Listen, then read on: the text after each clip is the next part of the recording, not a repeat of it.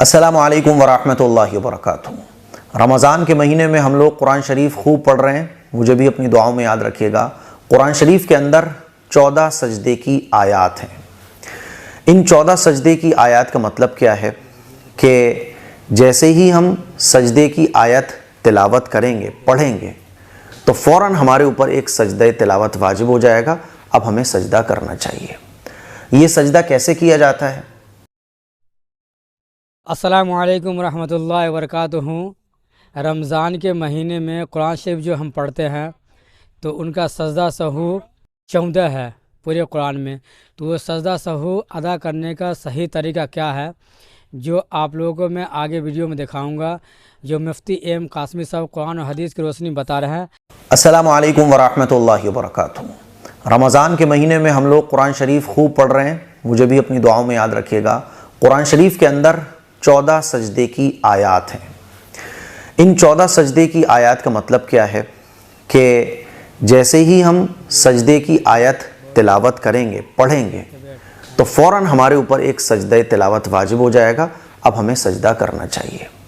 ये सजदा कैसे किया जाता है, और अगर हम नहीं कर पाए तो क्या करें? और आज मसला आपको पता चला कि 14 सजदे कुरान के अंदर होते हैं। हमने तो बहुत पहले बहुत कुरान पढ़ ली, अब तक कोई सजदा नहीं किया, तो क्या करना चाहिए? ये कुछ ज़रूरी मसाइल हैं सजदे तिलावत से मुताल्लिक़, जो आज मैं आप लोगों के सामने क्लियर करने जा रहा हूँ। देखिए, पहली बात तो ये समझ लें कि बेस्ट तरीक़ा जो है सजदे की आयत को पढ़कर सजदा करने का, वो ये है कि आप कुरान शरीफ की तिलावत कर रहे थे, सजदे की कोई आयत आई, तो जैसे ही सजदे की कोई आयत आई तो आप फ़ौरन कुरान मजीद को बंद करें और बैठे बैठे आप सजदे में चले जाएं, अल्लाह अकबर कहकर। ठीक, सजदे में जाकर सजदे की तस्बीह पढ़ें, फिर अल्लाह अकबर कहकर नॉर्मल जिस बैठी हुई पोजीशन पर थे आप उसी पे आके बैठ जाएं। सलाम फेरने की ऐसे कोई ज़रूरत नहीं है। ठीक है, फिर दोबारा कुरान शरीफ खोलें और आगे पढ़ना शुरू कर दें। ये तो है बेस्ट तरीक़ा, सजदे की आयत पर फ़ौरन आप सजदा कर लें। दूसरा तरीक़ा यह है कि आप पूरा कुरान शरीफ आपने पढ़ लिया, तो 14 सजदे की आयत आपने उसमें पढ़ी, तो 14 सजदे आपके ऊपर वाजिब हो गए। अब ये 14 सजदे आप इकट्ठे भी पूरा कुरान शरीफ मुकम्मल करके कर सकते हो। उसका तरीका क्या है कि आप सीधे खड़े हो जाएं क़िबले की तरफ रुख करके, और सीधे खड़े होने के बाद अल्लाह अकबर कहकर आप डायरेक्ट सजदे में चले जाएं। हाथ नहीं उठाना, डायरेक्ट अल्लाह अकबर कहकर आपको सजदे में चले जाना है, और सजदे में जाके सजदे की तस्बीह पढ़नी है। फिर अल्लाह अकबर कहकर बैठना है, जैसे हम नमाज में एक सजदा करने के बाद बैठते हैं, अत्तहियात में जैसे बैठते हैं ना, ऐसे ही एक सजदा करने के बाद आप बैठें, फिर अल्लाह अकबर कहकर दूसरे सजदे में चले जाएं, सजदे की तस्बीह पढ़ें, फिर उठें, तीसरा करें, चौथा करें, पांचवा करें। इस तरह से आप 14 सजदे कर लीजिए। जब 14 सजदे आपके कंप्लीट हो जाएं तो फिर अल्लाह अकबर कहकर आप सीधे खड़े हो जाएं। सलाम फिरने की कोई ज़रूरत नहीं है, बस हो गए आपके 14 सजदे। ये दूसरा तरीका है। ठीक है, और ये जो सजदे की आयत हैं, ये जो सजदे तिलावत हैं 14, ये वाजिब हैं, यानी इनको करना ही करना है, मैंडेटरी हैं, लाजमी और ज़रूरी हैं। इसलिए हमारी बहनें माशाल्लाह, हमारे भाई कुरान शरीफ रमज़ान के महीने में कोई 1 पूरा कर रहा है, कोई 2 पूरा कर रहा है, कोई 3 पूरे कर रहे हैं, तो 14 सजदे ज़रूर कीजिएगा। अब एक सवाल आता है कि भैया, हमने तो आज मुफ्ती साहब से हमें मसला पता चला, पहले हम तो न जाने कितने सजदे थे, न जाने कितने कुरान हमने पढ़ लिए, कोई सजदे नहीं किए, अब क्या करें? तो मान लीजिए आपने पिछले रमज़ान में या इस रमज़ान में भी आपने, या पिछली लाइफ में बहुत सारे कुरान शरीफ मुकम्मल किए, लेकिन ये नहीं पता था कि 14 सजदे करना चाहिए, तो अब क्या करें? याद ही नहीं है, कभी किए भी नहीं, तो फिर क्या करेंगे? आप हिसाब लगाएंगे। आप हिसाब ये लगाइए कि आपने पास्ट में कितने कुरान शरीफ पढ़े, अब तक आपने कितने कुरान शरीफ ऐसे पढ़ लिए जिनके सजदे नहीं किए। तो आपने हिसाब लगाया, 2, 3, 4, 5, 6, 7, मान लीजिए 10 कुरान आपने हिसाब लगा लिया कि 10 कुरान शरीफ मैंने पढ़े हैं लाइफ में जिनके मैंने सजदे तिलावत अदा नहीं किया।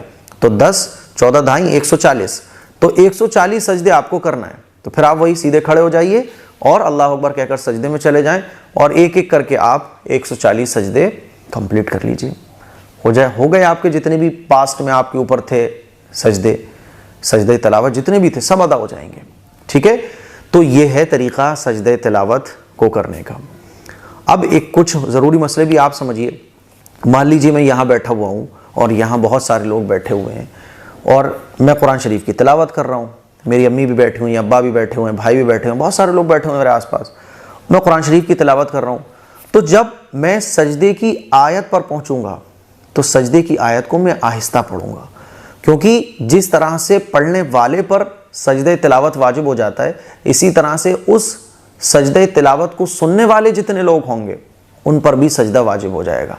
मान लीजिए मैंने सजदे की आयत पढ़ी और वो आयत जब मैंने पढ़ी तो 5 लोग यहाँ बैठे हुए थे, सब ने सुना, चाहे उनके सुनने की इंटेंशन ना हो, यानी वो अपने काम में मशगूल, उन्हें पता भी नहीं है, लेकिन उनके कानों में वो आवाज़ पहुँच गई, तो फिर अल्लाह का हुक्म, सजदे की आयत जो होती हैं उसमें क्या होता है कि अल्लाह हुक्म दे रहा होता है सजदा करो, तो अल्लाह का हुक्म जो है वो सबकी तरफ चला गया, तो अब सबके ऊपर सजदा करना वाजिब है। इसीलिए जब हम मजलिस में या कुछ लोग हमारे आसपास बैठे हों तो हम अकेले तिलावत कर रहे हो तो ज़ोर ज़ोर से कर सकते हैं, लाउडली कर सकते हैं, लेकिन जब बहुत सारे लोग बैठे हों तो सजदे की आयत पर जब हम पहुँचें तो आहिस्ता से उसको पढ़ें कि सिर्फ हम ही सुन पाएँ, ताकि किसी और पर सजदा वाजिब ना हो। ठीक है। दूसरा मसला, हम स्लो पढ़ें यानी लाउडली पढ़ें या आहिस्ता पढ़ें, सजदा वाजिब हो जाएगा पढ़ने वाले पर। अच्छा, इस जगह में बैठा हुआ हूँ और इस जगह में कोई सजदे की आयत को 2 बार पढ़ता हूँ, 3 बार पढ़ता हूँ, 5 बार पढ़ता हूँ, तो एक ही सजदा वाजिब होगा, यानी वन टाइम मैं सजदे की आयत को कितनी ही बार पढ़ूँ सजदा एक ही वाजिब होगा। मैं यहाँ से उठ के गया ऊपर से आने के बाद फिर दोबारा, तो जगह चेंज होने के बाद फिर मैं दोबारा इस जगह पर आया हूँ, तो फिर अब दूसरा सजदा वाजिब हो जाएगा। तो ये कुछ सजदे तिलावत के बारे में कुछ ज़रूरी मसाइल थे जो लोग मालूम करते हैं, मैंने सोचा कि रमज़ान के महीने में इसे क्लियर कर दिया जाए। इसके लिए कुछ शेयर करें, दूसरों तक पहुँचाएँ। अस्सलामु अलैकुम वरहमतुल्लाहि वबरकातुहू।